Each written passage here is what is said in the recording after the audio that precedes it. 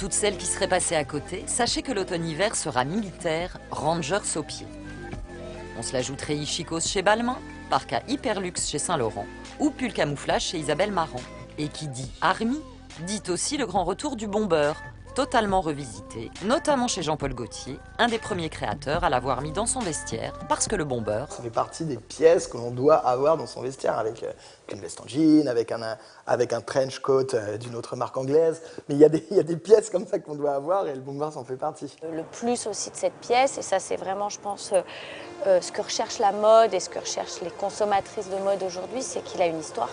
Et oui, le bomber naît dans les années 50 aux États-Unis. Et il était porté par les aviateurs de l'US Air Force et de la Navy.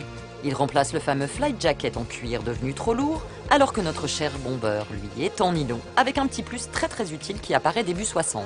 Il avait une particularité pour les pilotes en détresse, c'est qu'il est réversible et que l'intérieur de la veste est orange, vraiment très flashant, et que ça permettait aux pilotes en détresse d'être repérés et d'être aidés. C'est un blouson qui a vraiment une fonction militaire avant d'avoir une fonction esthétique et élégante.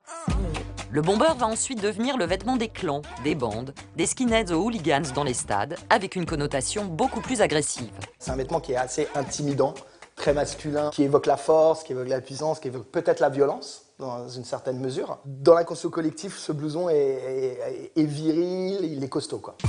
Dès les années 80, le mouvement hip-hop va se l'approprier. Ah tiens, Kanye West en porte toujours.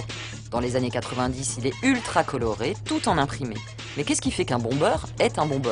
Il faut le bord-côte, il faut le zip, il faut la petite poche sur le bras. Et puis normalement, il faut aussi des petites poches plaquées sur le devant. Comme il est plus fort que tout, aujourd'hui, il revient avec chic et féminité.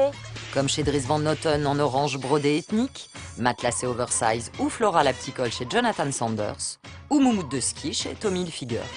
Tous les créateurs qui adorent puiser leur inspiration de ce qui se passe dans les courants alternatifs de la rue, à un moment, s'amusent à détourner le bomber. C'est une pièce iconique du vestiaire de la rue, c'est une pièce iconique de la culture jeune, c'est une pièce donc iconique du vestiaire de mode.